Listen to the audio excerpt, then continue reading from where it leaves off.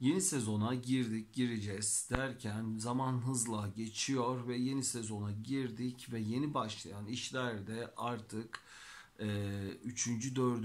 bölümlerine geldiler. O dizilerden bir tanesi de yeni sezonda hayatımıza giren TRT1'de başlayan Yalaza dizisi.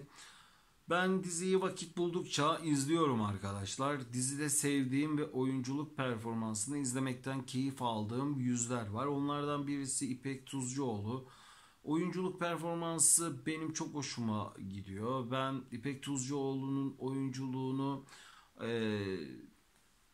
Asmalı Konak'tan beri takip de ediyorum, izliyorum da. Yine dizide genel olarak çok beğendiğim yüzler de var.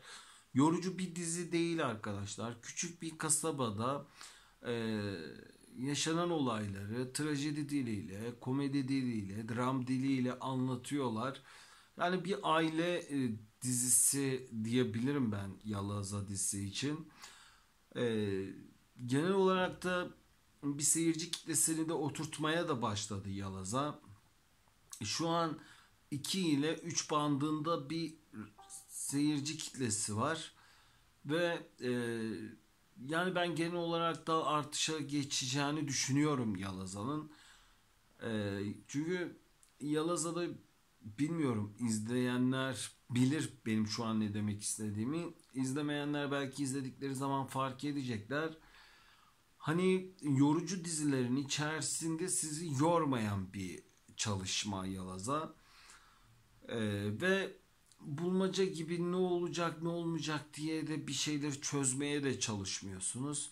Yani oturuyorsunuz, diziyi baştan sona kadar seyrediyorsunuz ve izlediğiniz diziden de bir keyif alıyorsunuz. Yalaza bu tür dizilerden. Genel olarak bölümü başladığında, yeni bölümü için söz ediyorum, yine son bölümünde aldığı seyirci kitlesini yeni bölümünde de çekeceğini de ben Yalaza'nın düşünüyorum arkadaşlar. Ve artık havalarda soğumaya başladığı için TV izlenmelerinde yükseliş başlayacak ve share ve rating artışından Yalaza'nın da faydalanacağını düşünüyorum. Yani ben Yalaza'nın 4. bölümünde genel olarak son bölümünden daha iyi bir izlenme almasını bekliyorum arkadaşlar. Tabi akşam dizi yayına girdikten sonra yine analiz videosunu çekeceğim. Bakalım nasıl olacak. Çekeceğim o analiz videolarını da seyredebilirsiniz. Videoyu beğendiyseniz sayfama abone olarak destek olabilirsiniz arkadaşlar. Şimdilik Yalaza için söyleyeceklerim bunlar. Allah'a emanet olun.